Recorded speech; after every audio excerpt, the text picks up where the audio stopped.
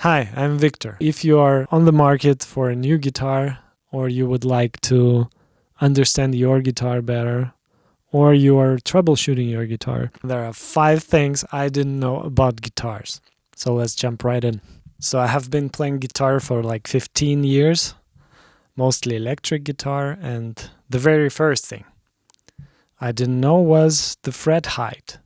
How it actually affects your guitar playing and how it actually affects the feel of the guitar. So to measure the fret height, you would usually pull up something like this, a caliper, and you can use this side of it to actually measure the fret height. So you would pull out this thing, and once you do, you know the fret height. So for jumper frets, I found it to be around 1.4 millimeters, and that seems like the optimum for me. So I have basically discovered frets which are lower than that, like 1.2, 1.1, maybe less than 1 millimeter, and that's definitely a problem for me, because when I play, I feel like I'm rubbing on the wood. So if I'm doing bands, some people prefer that because they tend to overpress and then make the notes sharp. I don't like that. So fret height. Thing number 2, nut slots. So something I learned recently was that this part of the guitar, the nut, has a tremendous impact on how it plays, on how it sounds, and on the buzzing. So the height of the slots is usually measured when you press on the 3rd fret, so that the string touches the 2nd fret here, the fret wire, and then you basically check how low the distance to the 1st fret wire is.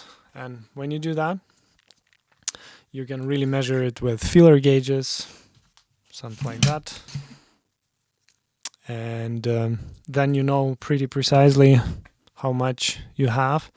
And when you don't have any clearance there, that's what happened with this guitar. It's like 0.001 millimeter for these 2 lower strings. What happens is open strings are buzzing, and the buzzing can come from many places, but this is in particular with this guitar, that's a problem. So it needs a new nut. So it either needs a shim or filling in the slots with some super glue and residue of the bone, or it needs a new nut, which is higher. So another problem with nut slots, if they are filed wrongly, it can lead to dull sound. Basically, you have to imagine that your string is touching 2 points when you don't press on any fret, which is the nut and the saddle. When your nut slot is not exactly sharp, like the fret wire is, then you can have all of different sound artifacts from that. Not to mention the intonation is probably off.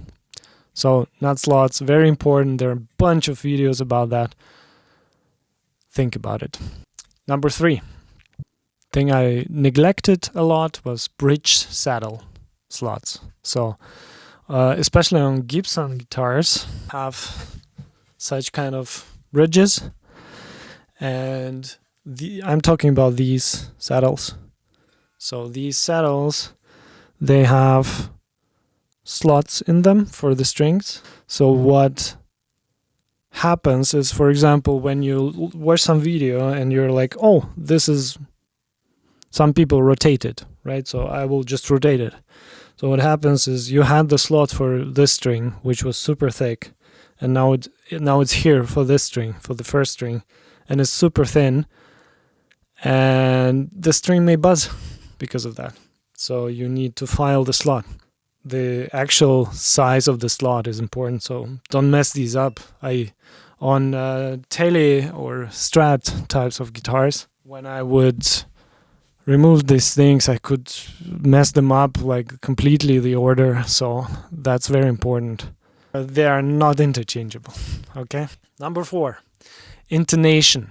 What I didn't know was that the saddles, when you look at them, you usually have the pattern which depends on the core of the string, on its size. So the smaller the size, the shorter the distance you need to intonate it properly.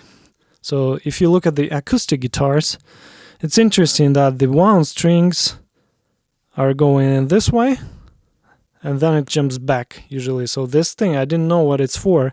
Basically, it's for intonation, because you don't have the adjustment here on the acoustics. So here the radius of the string goes higher again, because the core of the string here is much smaller than this one. So it goes back, and then the pattern repeats. So it kind of goes this direction, and then once you have unwound strings, it jumps back and goes this direction again. So on electric guitars, you would see the individual saddles building this pattern, like going from the largest distance for intonation, then going back to the smaller distance, and then jumping back once you hit the unwound string. So 3 and 3. So this pattern repeats, and if that doesn't look like that, and your guitar is intonated, then the problem might be in the nut.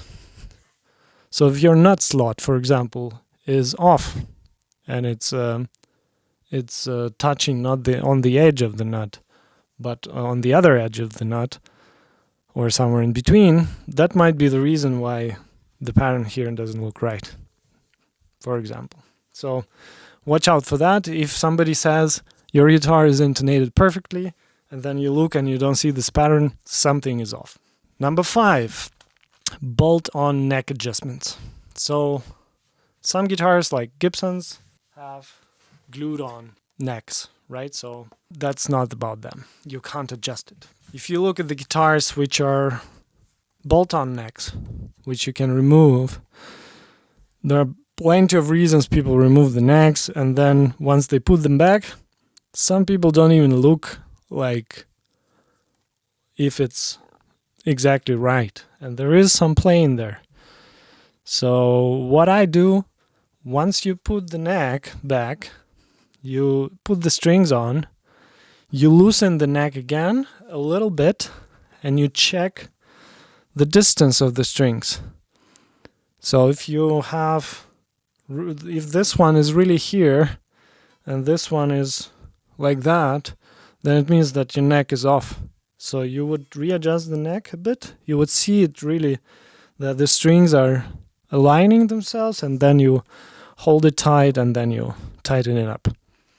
So that's something I didn't know for the bolt-on necks. I used to just screw it on and just work with it. So that also means that you should be aware of the distance of the strings from the edges of the neck, because, if it's too close, it might slip while playing. Not very nice.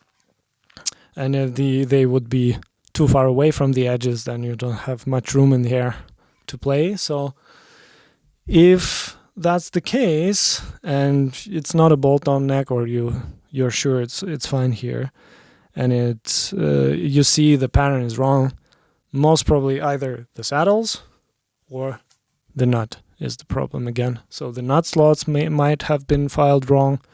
I had recently played a Gibson Modern, which had this high E string very close to the edge and low E much further. So that's definitely not the way to go. It should be roughly the same distance from the edges, and then you have the pattern inside. So you have the same distance between the strings. The bonus, number 6, is measure. So you don't get to understand your guitar and its problems, or why is it actually playing so well, until you start measuring and comparing between different guitars. That was what brought me to the understanding. So how much is actually not action too low or too high? How much neck relief is too low or too high for me personally? So I highly recommend measuring. So get yourself a caliper, a set of feeler gauges, and maybe something like this fret rocker with a ruler for the string height and pickup height, and just track it. So it also changes with time, so you can set it up perfectly and then realize, okay, my guitar doesn't play that well anymore. Why? Maybe because of the weather, the neck has readjusted itself and you have to bring it back. So that is it. I hope it wasn't too boring. See you next time.